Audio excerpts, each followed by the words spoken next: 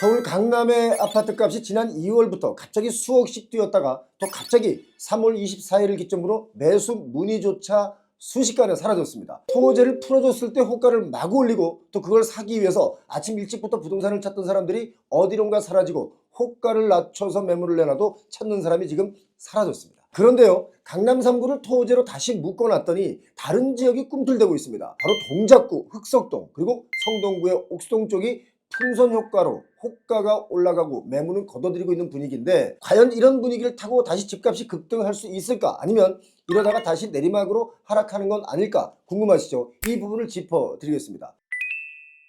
동작구 흑석동을 어떤 사람들은 서반포라고 부르는데요, 반포의 아파트값이 최고가로 막 치고 달리니까 그 후광 효과를 보기 위해서 아파트 이름에 서반포자를 넣으면서 흑석동을 어떤 사람들이 서반포라고 부르기 시작했는데, 자, 이러다가 혹시 뭐 인천 송도, 그 송도는 서서서서 반포, 저기 강원도 원주 쪽은 동동동동동동동 반포, 천안 쪽은 뭐 남남남남남 반포 이렇게 부르게 되는 건 아닌지 그런 생각도 들었습니다. 자, 아무튼 동작구 흑석동의 아파트 값의 추이를 보면 흑석역 4번 출구와 바로 붙어있는 아크로 리버하임 아파트가 있습니다. 전용 84제곱미터 34평의 경우 최근 거래가가 24억 중반인데요, 강남권이 토지거래 허가제로 묶이자마자 전용 84의 호가가 30억에서 31억 원으로 껑충 뛰었습니다. 이거 여러분 좀 심한 거 아니겠습니까? 어떻게 호가가 갑자기 20%나 뛰는지 부동산 시장을 오래 공부한 저로서는 이거 도무지 이해가 안 가는 부분입니다. 여러분 이해 가십니까? 아크로 리버하임 이 아파트가 24년 작년 말에는 21억에서 23억 정도의 거래가 됐었는데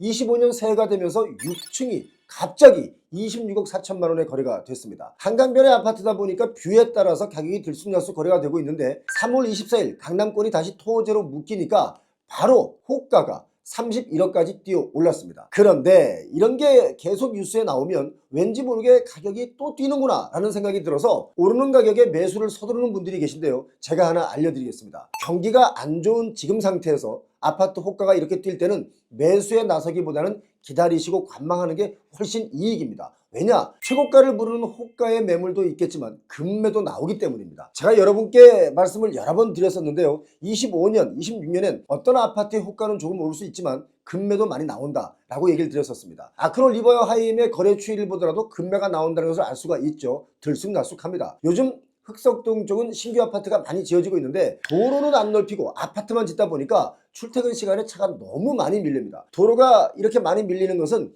반포의 경우는 여긴 정말 최악입니다. 차라리 걸어가는 게 더 빠르다 이런 분들이 더 많습니다. 흑석동의 다른 아파트들의 가격 체크를 해보니까 흑석역에서 언덕 위로 쭉 한 20분 정도 걸어 올라가면 흑석 자이 아파트가 나옵니다. 전용 84제곱미터가 올해 거래는 없었고요, 작년 7월 거래가 17억 5천만 원이었는데 전용 59제곱미터의 경우는 15억 중반에 올해도 거래가 많이 됐습니다. 이것도 역시 3월 24일 이후에는 전용 84는 20억대, 전용 59제곱미터는 18억대로 호가가 올랐습니다. 이 정도면 이거 정말 심한 겁니다. 풍선 효과를 노리고 무리하게 호가를 올리고 있다 이렇게 봐야 되는데, 흑석자이는 이제 지어진 지 3년차 된 신축이긴 합니다만 흑석역에서 아파트까지 가려면 이게 좀 힘이 듭니다. 언덕이 좀 가파르긴 하거든요. 나이 든 분들과 여길 직접 가보시면 야, 여기 등산 코스냐? 이렇게 말하는 분도 있습니다. 단지 내에 들어가면 평탄화 작업이 잘 돼 있는 편이긴 하지만 워낙 경사가 심한 곳이다 보니까 단지 내도 완벽한 평지는 아닙니다. 그런데 바로 옆에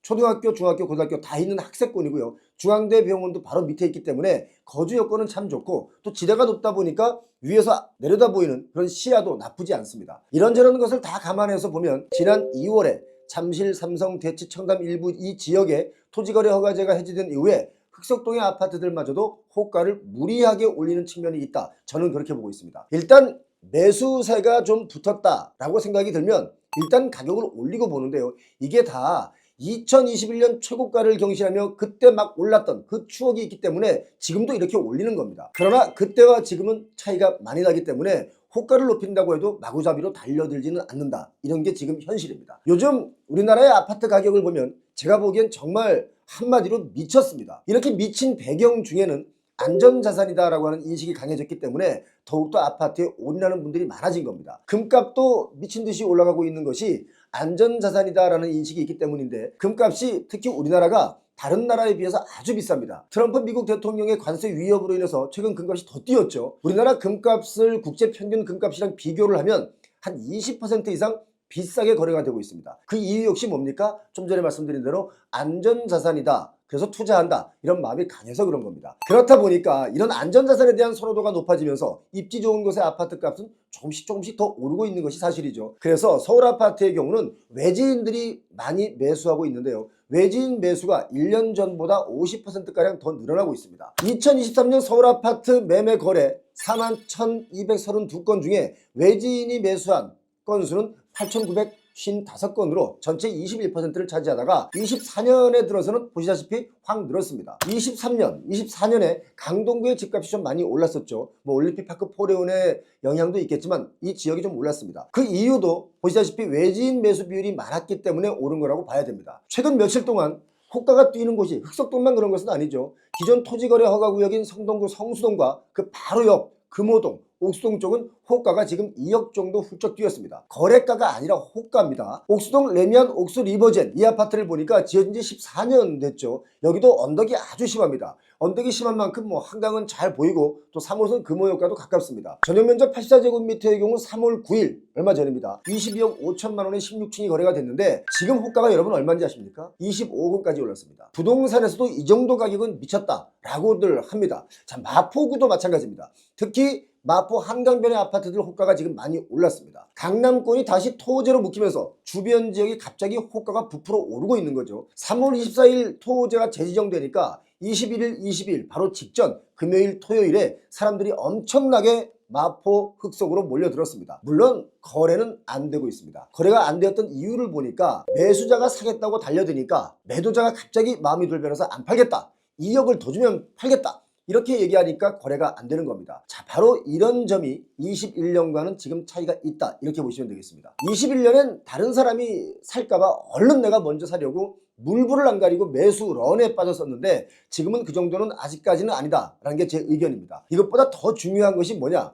바로 정책이 어떻게 바뀌느냐에 따라 다시 어떤 상황이 또 바뀌어서 펼쳐질지는 장담할 수가 없습니다. 하지만 지금 우리나라의 여러 가지 경제 상황에 비춰볼 때 빚을 더 많이 내서 달려드는 것은 이건 정말 위험한 일이다 라는 것입니다. 다만 한 가지, 강남권이 토지거래 허가제가 올해 9월까지죠. 그런데 이게 만약에 안 풀리고 좀 더 오래 간다 라고 하면 마포, 동작 이쪽으로 매수세가 살아날 수가 있기 때문에 제가 모니터링을 아주 열심히 해서 집값의 변화 그리고 전망을 빠르게 여러분께 보고 말씀드리겠습니다. 여러분, 아파트를 매수하시려는 분들은 너무 조급해하지 않으셨으면 좋겠습니다. 지금 앞서 말씀드린 대로 경기 상황이 정말 예사롭지가 않습니다. 금융권의 임원으로 있는 제 지인이 저에게 전화가 와서 하는 말이 2, 3년 안에 경기가 좋아진다라는 것을 장담할 수가 없다. 은행 연체가 너무 많다. 연체율이 시간이 갈수록 상상외로 늘어난다. 이렇게 얘기를 하는 겁니다. 이런 상황을 절대 우리 무시해서는 안 됩니다. 그리고 금매가 나오고 하락의 폭이 커지면 그때는 여러분 이왕이면 좀 더 좋은 입지, 교통이 좋은 곳에 내 집 마련하시는 걸 제가 추천드리겠습니다. 또 입지를 잘 모르겠다, 여기가 좋은지 저기가 좋은지 헷갈리다 싶으시면 저희에게 메일로 주시면 저희가 연구해서 잘 알려드리도록 하겠습니다. 자, 표영호TV 오늘도 끝까지 시청하신 여러분 부자 되시리라 믿습니다. 고맙습니다.